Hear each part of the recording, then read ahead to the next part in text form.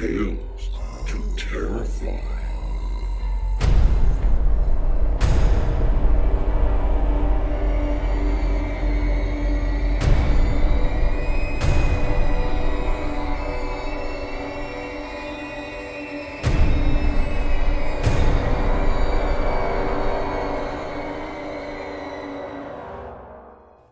Good evening, children of the night.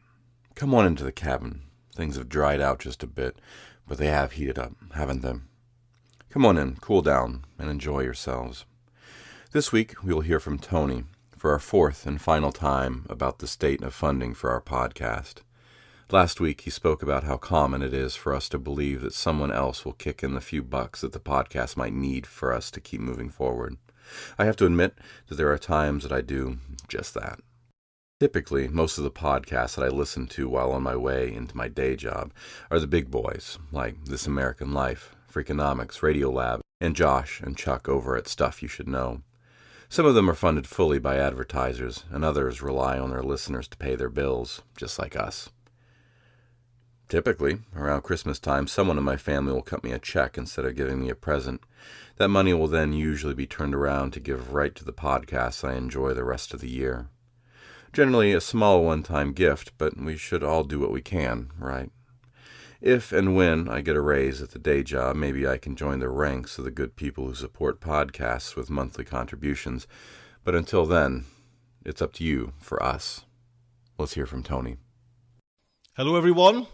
Well, we're into week 4 of our long campaign to try and get some support for Tales to Terrify. It's been a bumpy road, and we still, this is it. This is the kind of last time I'm going to come on the show, for now anyways, and try and keep the lights switched on. We've got, like I say, a certain time length, and if things aren't reached, it'll be, it's a sorry state where we'll have to kind of close down Tales to Terrify just because, a few people cannot support or won't support or just haven't got the, all right, I'll leave it till next week. And I'm not blaming anyone, it's just the kind of the nature of the beast. People's got busy lives, people forget, people, haven't got the funds. But if you've got, if you can take the time out, a few minutes, seconds, basically, sign up for a PayPal account, get a subscription going for Tales to Terrify. It would just mean so much. It would mean that kind of Stephen and the gang can just keep on week in, week out doing this job. Monthly donations. I keep harping on about monthly donations. That's how it works on Starship Sofa. Monthly donations, just $2.50, a $5, $10, like I said last week. God bless you, it's £20. It just means we can carry on doing what we do great. Do you know what I mean? Well, actually, I'll step in the background and I'll let the kind of the true geniuses do what they do great. But we just need some help. Do you know what I mean? It needs to be funded. Yeah, I'm harping on. You'll be sick of us now, but, repetitive, that's the way the salesmen work.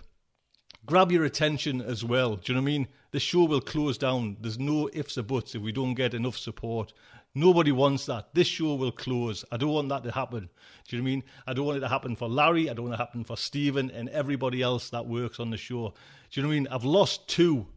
You know what I mean? And like I say, I didn't push them and I didn't kind of do this kind of aggressive support, where we need donations. This time, Tales is kind of cutting deep in me. It needs support, you know what I mean? I'm not going to kind of let this go. It has to have support. It has to keep going. It's one of the fundamental horror podcasts out there. Do you know what I mean? It's kind of won awards. It's kind of started from the 15 years. All the kind of spiel, but let's just get some support for it. Do you know what I mean? Just dig in. $2.50 a month. I was going to say a week there. That would be nice. Or a $5. You know what I mean? You wouldn't believe how a $5 can help, you know what I mean? A month, £5 would just be fantastic. Give up 2 cappuccinos. That's all it is. That's all it is. To just kind of, and it's kind of loose change money. It's not, I know it's not for some people, but for, most in this kind of modern day, like £2.50. What's, you know what I mean? You lose that down the settee.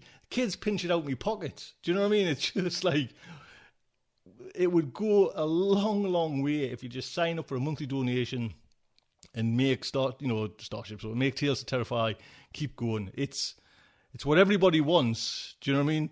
But like I mentioned last week's show, you know what I mean?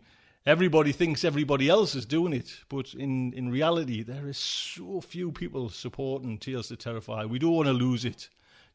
It's a show that kind of means a lot. And here I'm going to pull out a little bit and just reminisce, and give you a kind of heads up why it means a lot to me as well. Because before I even started Starship Sofa, before I even kind of picked up my first science fiction book, I was reading horror. Do you know what I mean? My world was kind of Clive Barker's Books of Blood. I kind of lived into that kind of world, and then I kind of fell off the rails, and I had a bit of a kind of health issues there, and just went through total anxiety kind of ridden life for about, well, it's still here now, and I'm kind of, this was kind of probably when I was 22, something like that. But literature got me through the dark times. Do you know what I mean? Funny as it is, being in Clive Barker's Books of Blood world was a comfort. Do you know what I mean? It so helped to get over those kind of hurdles, to kind of wallow in kind of hellraisers, you know what I mean? Which is a bizarre thing, but it just meant so much to us. Do you know what I mean? And then I kind of, I fell into Clive Barker's Weave world, which was just outstanding.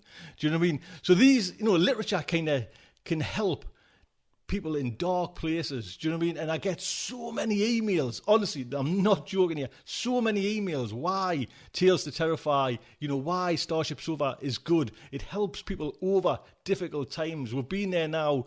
Do you know what I mean? For so long, we're part of the national psyche in kind of genre fiction. Do you know what I mean? And we've helped a lot of people get over some dark times. And that, do you know what I mean? Why not keep on going? Do you know what I mean? For that one sole reason alone. So, listen, last time I'm going to be on. I might come on, a week or two's time, tell you how the kind of funding's going. But this is it.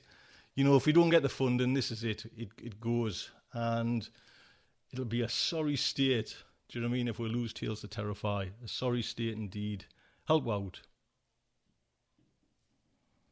Grim words, but we'll get there. Let's move on to our fiction. Our first story of the evening will be from Robbio. He's a new author, but already has a few stories published on online magazines such as fictionontheweb.co.uk, link will be in the show notes, and Dark Edifice. He lives in Coventry, Rhode Island, with his 2 kids and has quite the affection for horror. Chapter 1.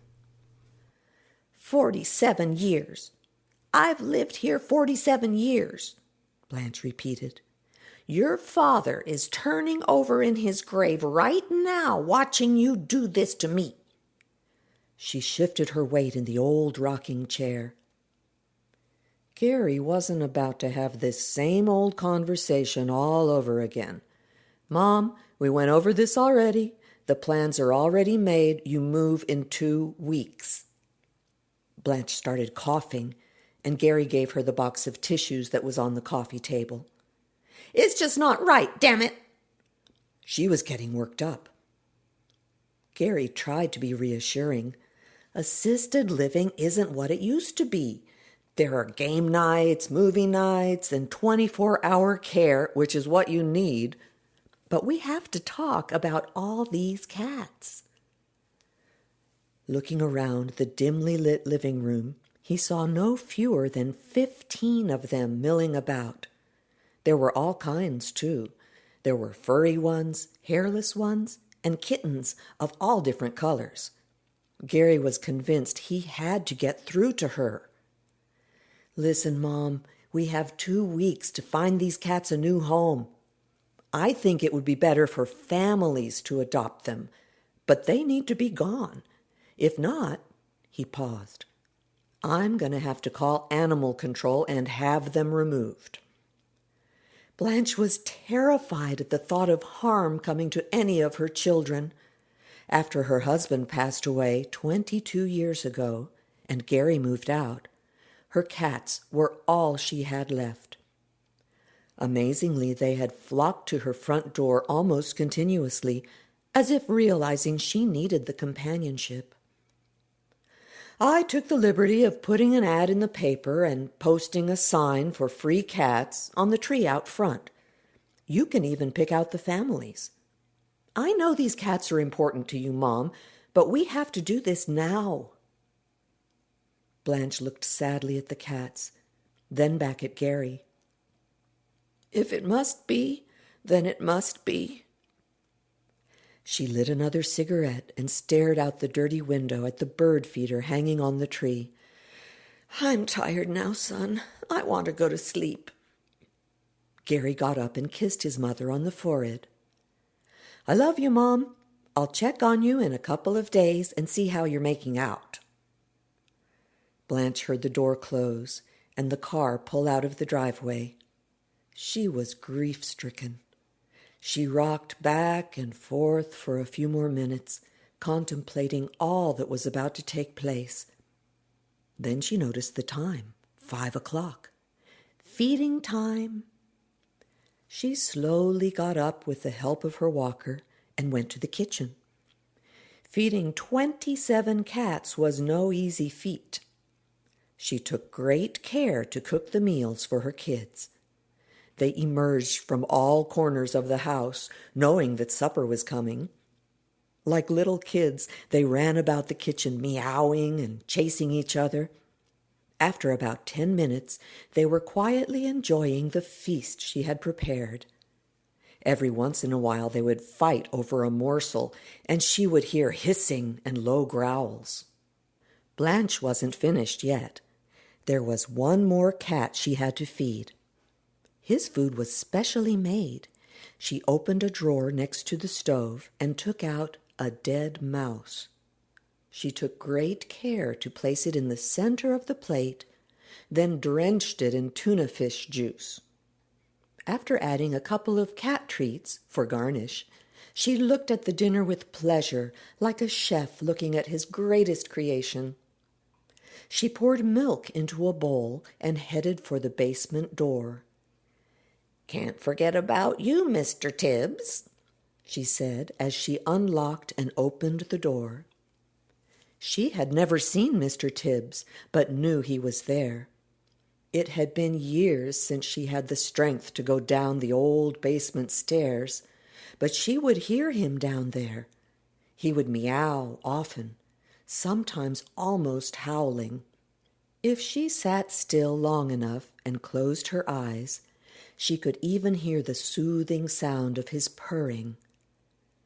Every day she would open the basement and place the food and milk on the first step, and the next day it would be gone. She had tried to imagine what he looked like. She even left the basement door open, hoping he would come up and join her growing family. But Mr. Tibbs didn't like the other kids. They would sneak down there and never come back. So after a while, she decided to keep the door shut and locked. "Some kids are just loners," she concluded. Chapter 2. Over the next 2 weeks, families would visit Blanche and adopt one of her cats. She cried every time one of them would leave. Snowball, Skittles, Velvet, Pepper, Kitty, and many more left her house to start a new life in a new home. Although Blanche knew they would enjoy their new homes, she couldn't help but feel her life emptying out with every cat that left her care. She compared it to the day Gary left the nest all those years ago, times 27. Every afternoon at 5 o'clock, she would prepare the day's meal. However, she couldn't handle the fact that there were fewer and fewer cats coming to dinner. She would watch them play in the kitchen and occasionally fight over the feast she had meticulously prepared, wondering which one would be the next to go. Through it all, Mr. Tibbs remained the constant. She would feed him every afternoon like clockwork, and she decided that he would be with her till the end. He was her little secret, and no one would take him from her. She sat in the dark, dusty living room each evening, waiting for the day when she would have to move. It was as if she were a murderer on death row, waiting for her execution. She would flip through her photo albums, thinking about days gone by, reminiscing while she played classic records on the record player. The scratchy sound of the music soothed her soul and took her to a place gone long ago. She knew what moving to a nursing home meant. Most of her friends from years ago had moved in there and had since died there, their will to live sucked away by the mundane day-to-day existence. She had to feel needed, if not by her son, by the cats that kept her company. She had a purpose each day, a reason to exist. She laughed, loved, cared, and felt like the cats needed her company. That's a feeling she hadn't felt since her husband was alive, and now it was all about to come to an end. "How dare he take my life away like this?" she thought. "After all I have done for him." Blanche was furious with Gary. She knew he just wanted the house, not to live there, mind you. But she knew he would sell it and waste the money on fancy sports cars, women, booze, or drugs.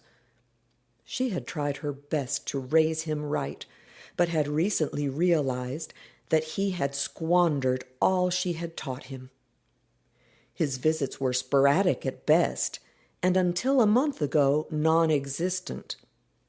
She figured the money had dried up and he had decided to trade in his own mother for the house.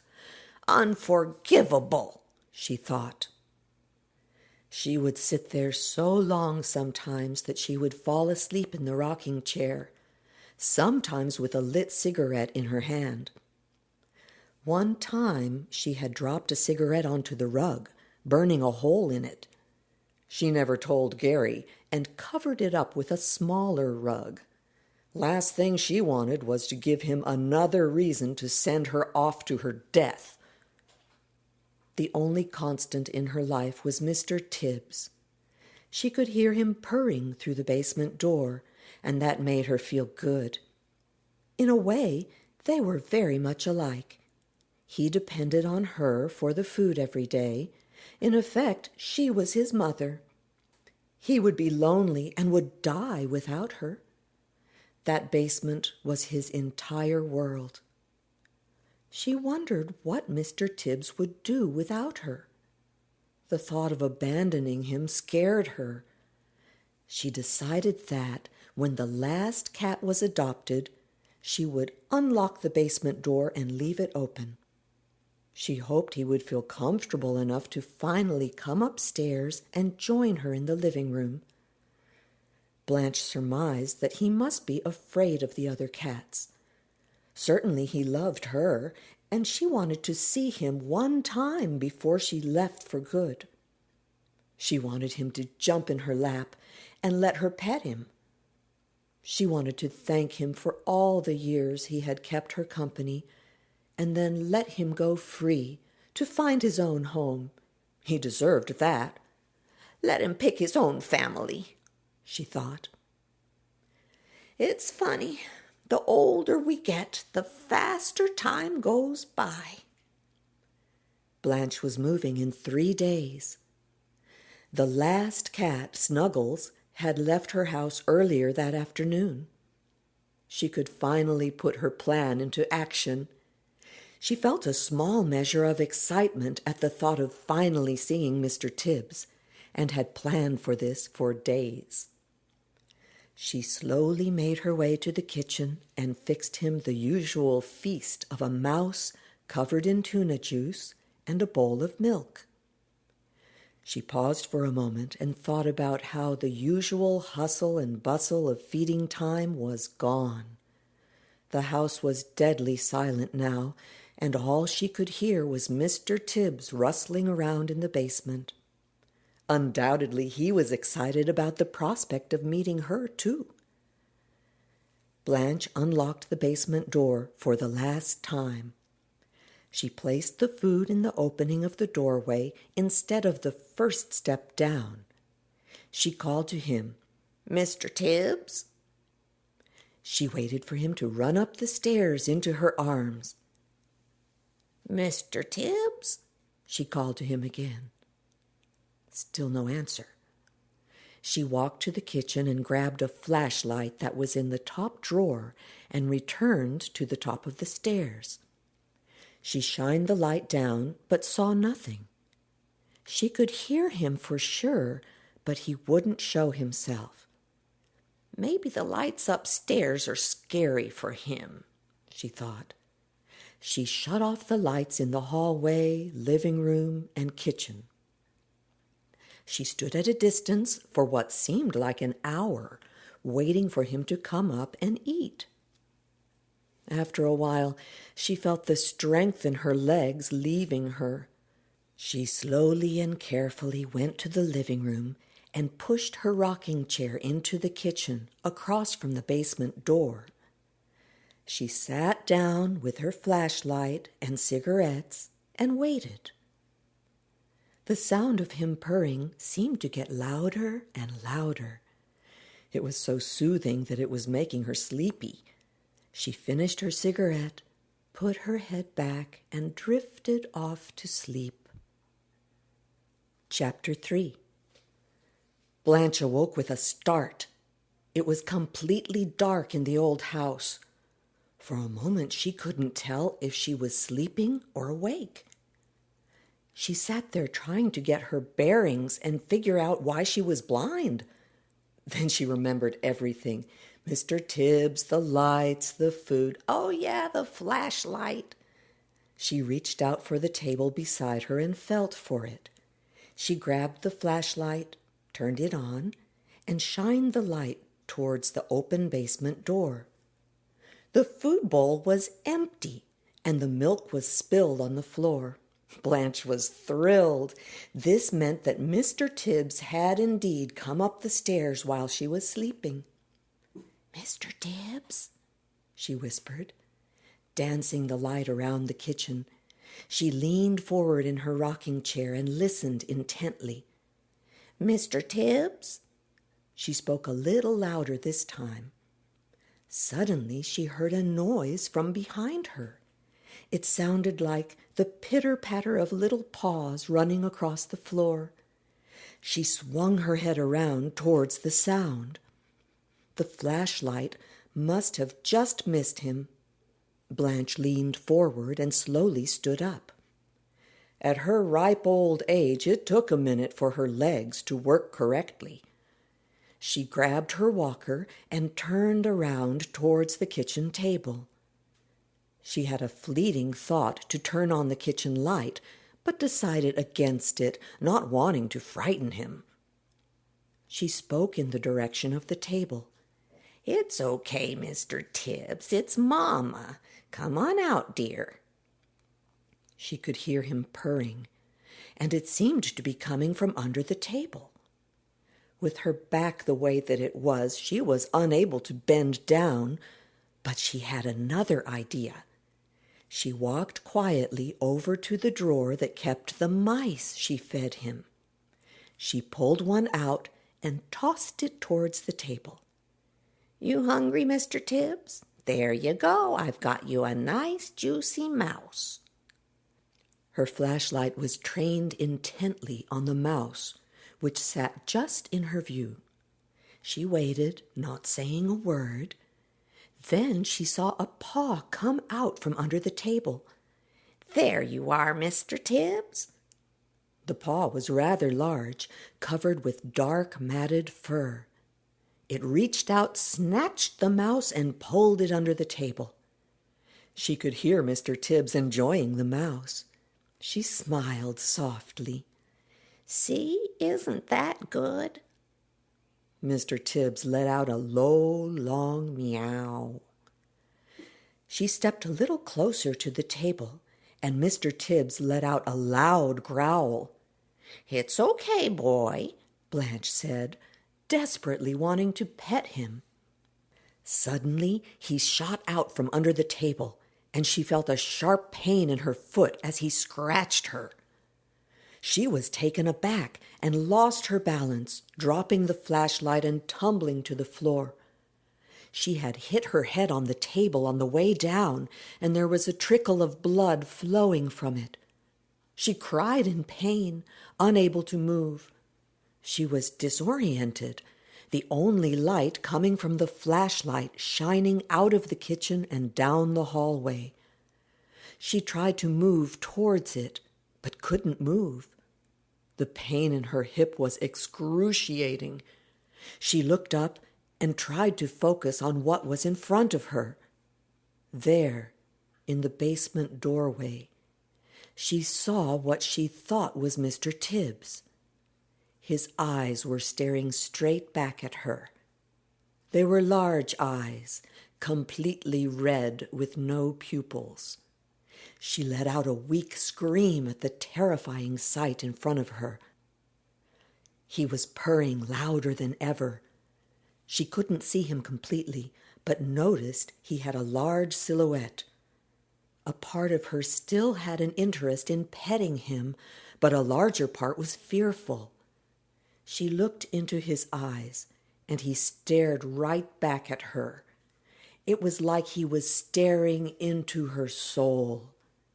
The hairs stood up on the back of her head as she slowly realized that Mr. Tibbs wasn't what she had thought he was at all. He was pure evil. She closed her eyes a moment, trying to clear her head. When she reopened them, Mr. Tibbs was 6 feet closer, still sitting there purring at her. Those eyes were piercing her head and making her freeze in terror. She reached up and touched her head where the wound was. The blood was starting to make its way down her face. She blinked again, this time afraid to open her eyes for fear of what she would find.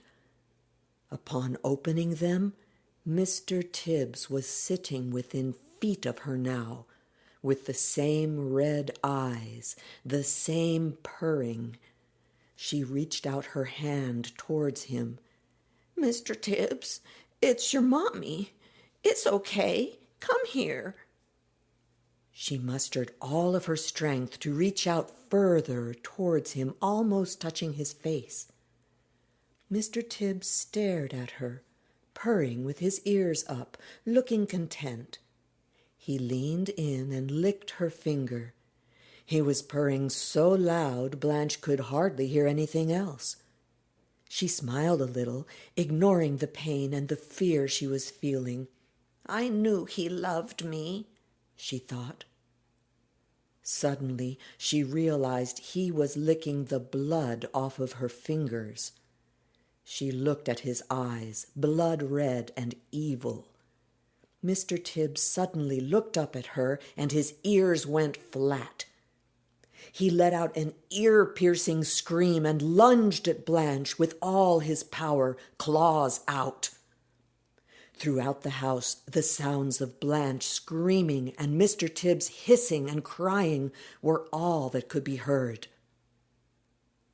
Chapter 4. Blanche awoke feeling groggy. She opened her eyes and found herself in a hospital room, all bandaged up. She had difficulty remembering what had happened. Did I faint? Did I have a heart attack? Just then Gary and a doctor came into the room. Gary sat on the edge of the bed and held her hand. "Hey, Mom, there you are. You gave me quite a scare. How are you feeling?" What happened?" she asked. "It seems you fell in the kitchen and banged your head. Pretty bad, too. Do you remember anything else?" Blanche thought for a moment. Had she dreamed Mr. Tibbs? Maybe she had. "I don't remember much." She thought for a moment more. Instant flashbacks to the red, glowing eyes of Mr. Tibbs had convinced her she hadn't imagined it. Mr. Tibbs was more than just a misunderstood cat. He was the reincarnation of something evil. She felt her neck and her arms. All were scratched up and bandaged. I stopped by this morning to see how you were making out and found you on the floor. You were thrashing about, scratching yourself, yelling, 'Get away, get away.' The paramedics had to sedate you." He looked at her curiously.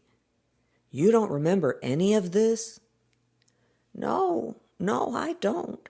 The last thing I remember was hitting the floor. I slipped on the tiles, I think." "Well, I talked to the doctor, and he thinks it's best if you go directly to the assisted living center after you're released here." "I agree, Mom. Your health is most important to me." Just then the doctor interrupted. He motioned to Gary, "If we can talk outside for a moment."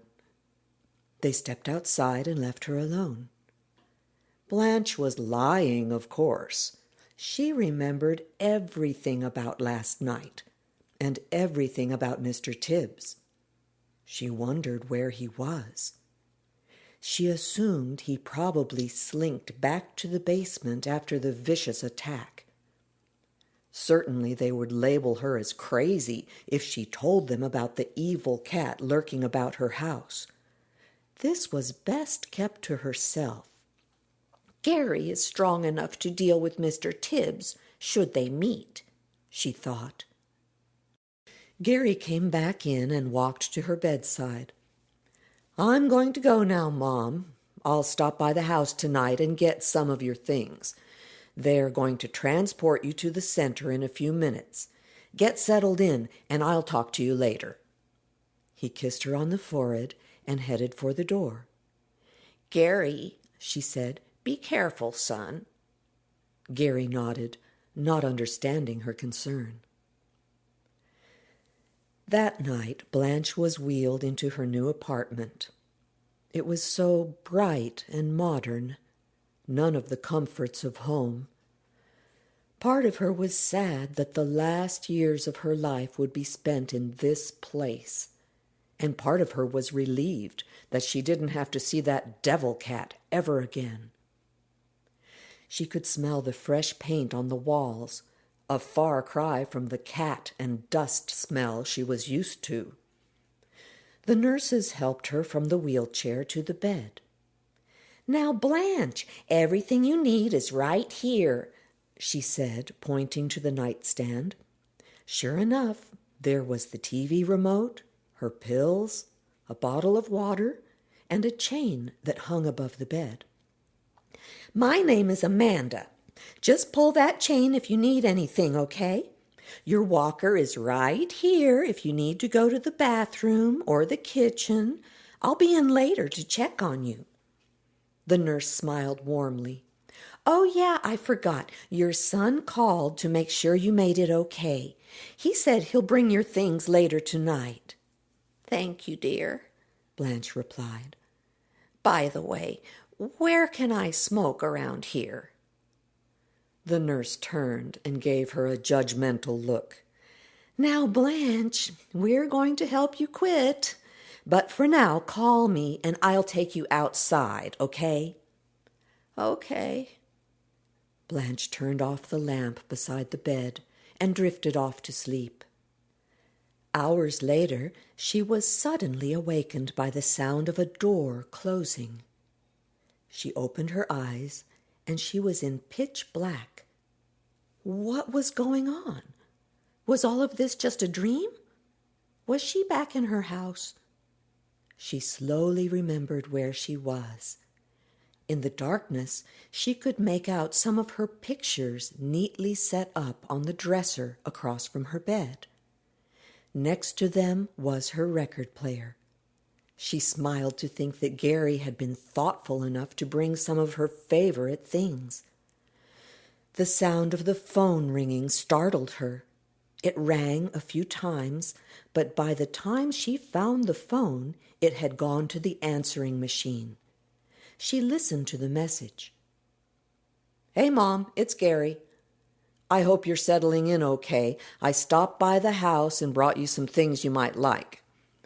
Hopefully that place will start to feel like home after a while. Don't worry, they are real nice people. You were sleeping when I got there, and I didn't want to wake you." He paused for a moment. Blanche was smiling. Maybe she was wrong about him. Maybe he did care and love her. Gary continued. "Oh, you'll never believe this. I talked to the administrator, and she said you could have one pet. I know you miss your cats, so I took the liberty of bringing you the last one left in the house. He should be running around there somewhere. The name on his tag is Mr. Tibbs. Kind of a weird name, but a really cute cat. I can see why you kept him. Anyway, enjoy. Love you, Mom." Blanche's eyes got as big as silver dollars. She couldn't breathe. She couldn't scream. She lay motionless in the bed, frozen by fear. She could hear his purring now, moving closer and closer, louder and louder. She closed her eyes again, hoping it was all a dream. She dared not open them, for she was afraid of what she would see. She heard him meow. A happy meow, she thought. She slowly opened her eyes. There he was, sitting at the end of her bed, staring at her with those large blood-red eyes. His ears were flat. His tail was wagging, and he let out a menacing hiss.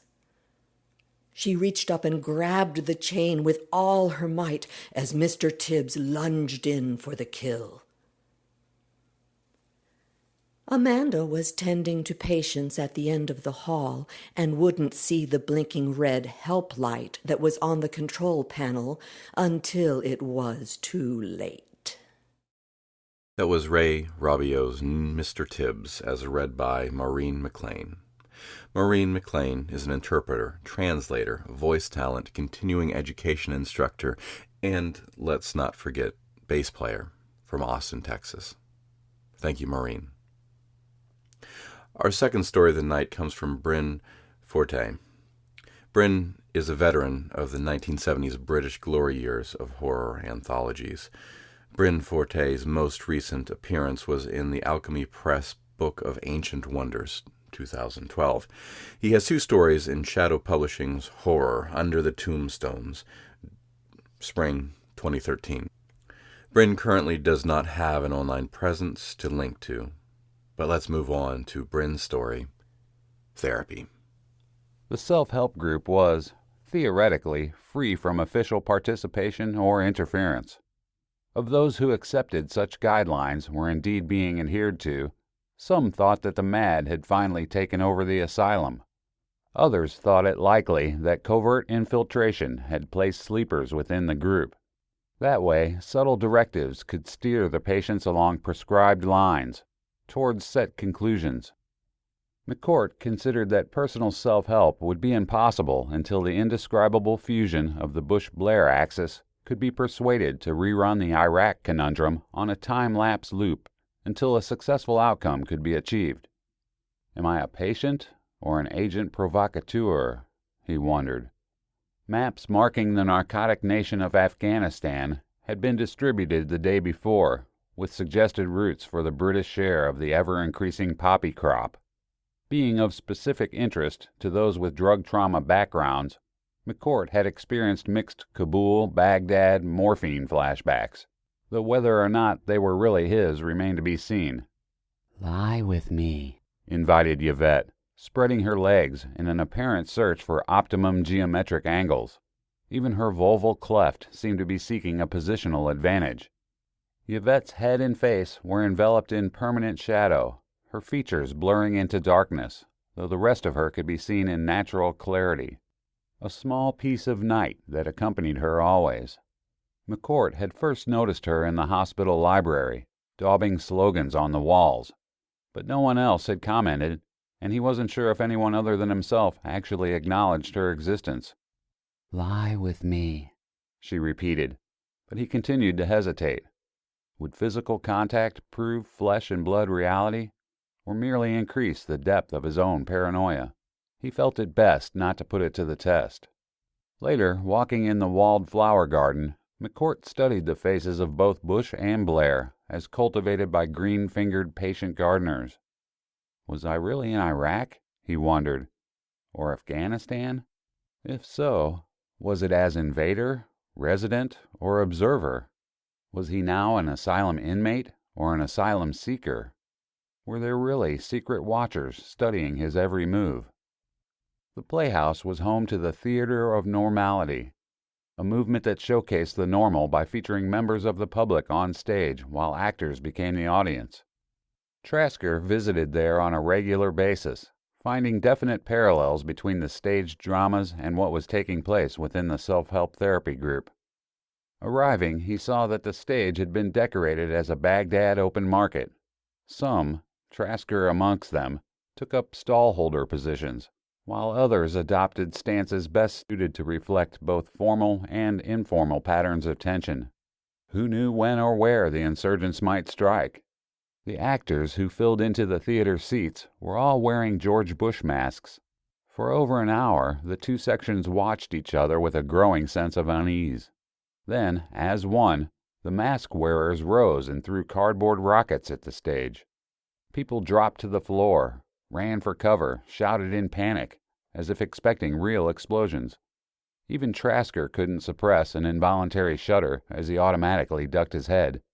When they left, many expected a war zone to be waiting and were disorientated to find the streets peaceful.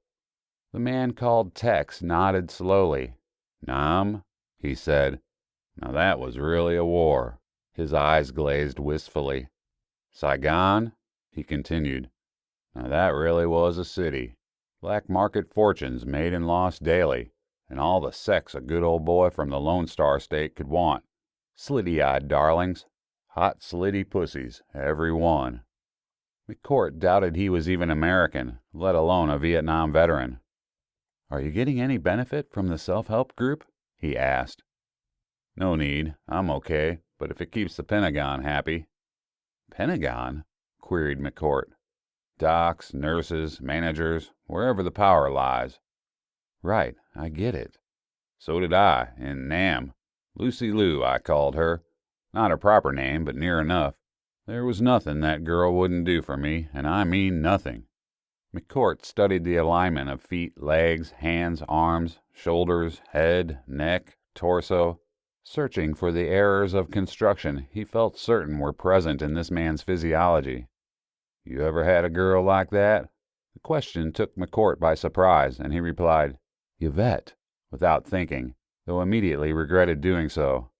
Tex lifted quizzical eyebrows, inviting further elaboration, and McCourt wondered if this might be an opportunity to see if others saw her as he did.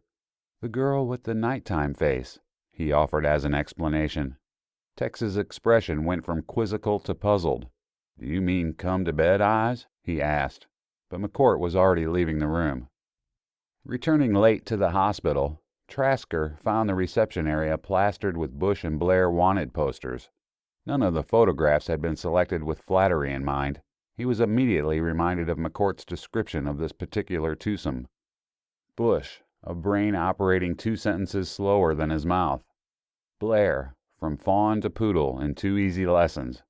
Though at first look haphazard, a closer examination indicated that specific geometric patterns had governed the placing of the posters, maybe even endorsing elements of possible future hostility, the interpretation of which was beyond Trasker's present understanding.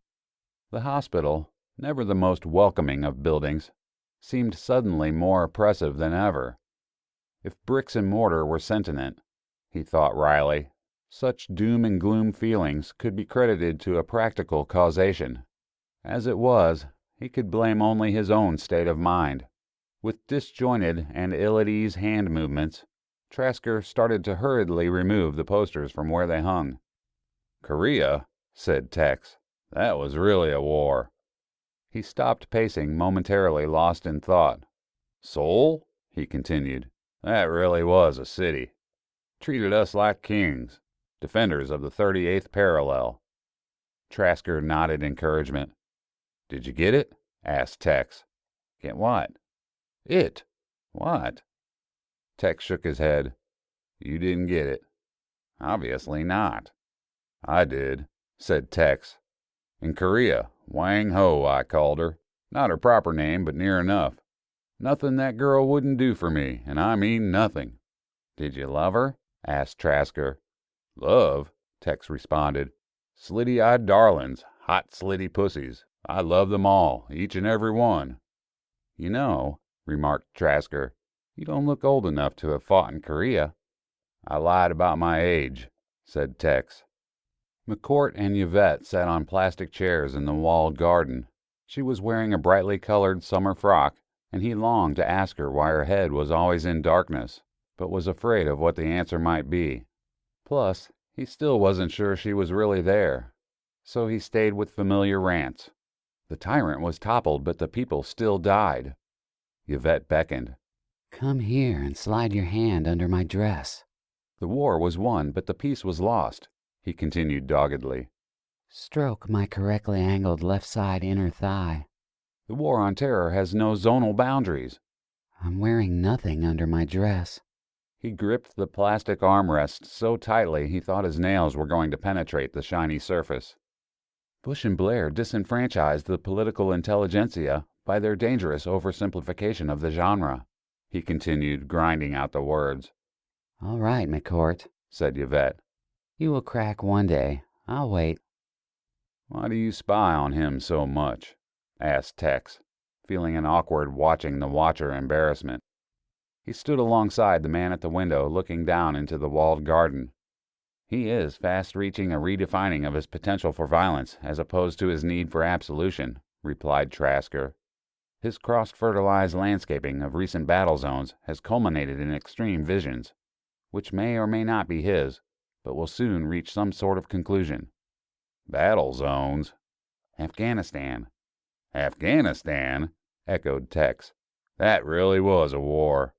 Iraq, continued Trasker. Iraq? That really was a war. McCourt sat upright, muttering words they couldn't hear. He sees Bush and Blair as terrorists, said Trasker. Tex shook his head slowly. Aren't they going to give those two some sort of award? They are indeed, specially struck medals to honor their contribution to world peace. To world what? I know, amazing, isn't it? There's going to be a big presentation ceremony at the Royal Albert Hall. McCourt won't be pleased with that. Trasker nodded. It might even be sufficient to trigger some sort of endgame. The van was a metallic blue Daihatsu high-jet diesel with twin loading side doors and a fully opening back. Not that such trivia mattered. The van was functional. End of story. That's it then, soldier, said Tex, now dressed in army fatigues. I knew my old contacts would come in handy one day. Thanks, Tex, said McCourt through the open van window. I still don't believe you fought in all those wars, and I think you might be more Tyneside than Texan. But none of this could have happened without you. As McCourt started the engine, Tex stepped back, came to attention, and saluted. Trasker, from his high vantage point, felt a twinge of regret that his function was now only that of observation. The shaping of events had passed to others. Pure normalism, he muttered quietly, switching from binoculars to telescope, keen to keep the van in view for as long as possible. McCourt glanced at Yvette as he drove through the open hospital gates. Just you and me, then, he said. It always has been, she replied. Are you coming for the whole journey? I think not, she replied. This encapsulates an area of your most personal and private needs. I'll not intrude.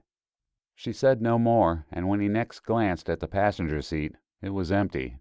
Yvette had been right, though. He could see that. This was all about his acceptance of the role he now embraced. It was about himself, them, and the Accuracy International Super Magnum Lapua rifle hidden in the back of the van.